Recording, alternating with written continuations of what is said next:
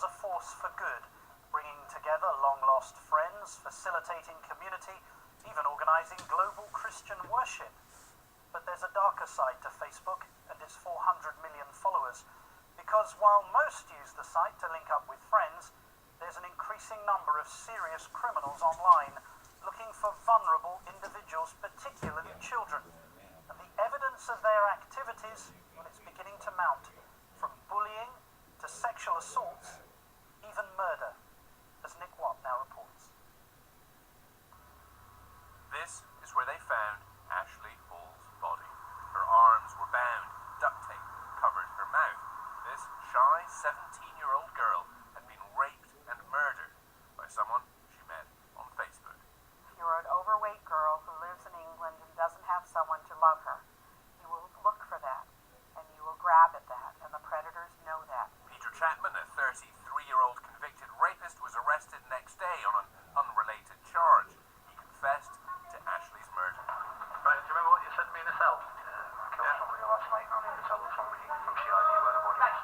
Chapman had posed online as a handsome teenage boy, had befriended Ashley on Facebook and other sites, sent her flattering messages, arranged to meet. "My dad's on his way, babe," he told her by SMS. "He's here, babe," replied Ashley. Chapman raped and suffocated her in his car, then dumped her body in a field. The famously opinionated British press called for action. Britain's Child Exploitation and Online Protection Centre, or CEOPS, claimed very publicly that in just the first quarter of this year it received 253 complaints about Facebook.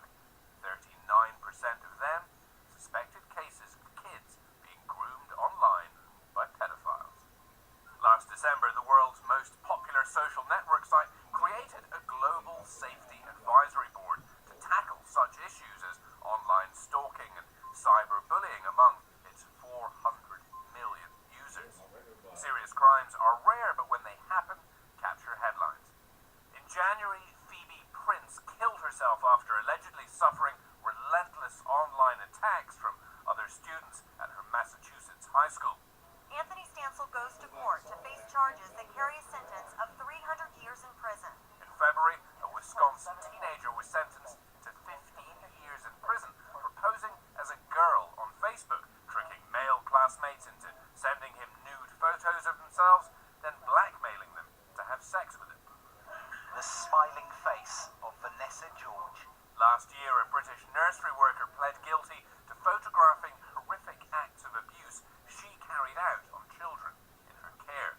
She would send the images to a man and woman she had met on Facebook and other social networking sites. Facebook has just launched a redesigned what they call Safety Centre. Now, I'm on my Facebook profile here, and I've got to admit, it's not the easiest thing to find. You've got to go all the way down to the bottom right, click Help Centre, which takes you to another page with various options.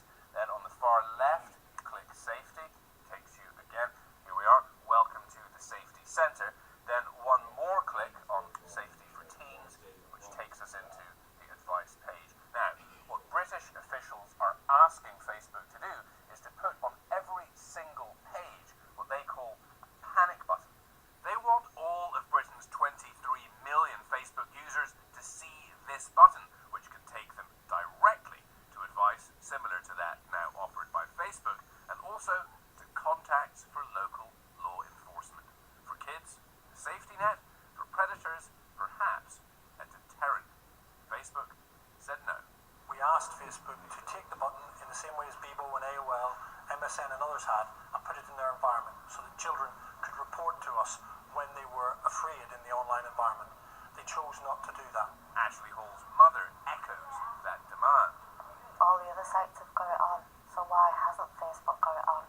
Advice offered through the CEOPS button for kids includes, if someone online says something inappropriate, it is important for you to tell an adult you trust or report directly to us.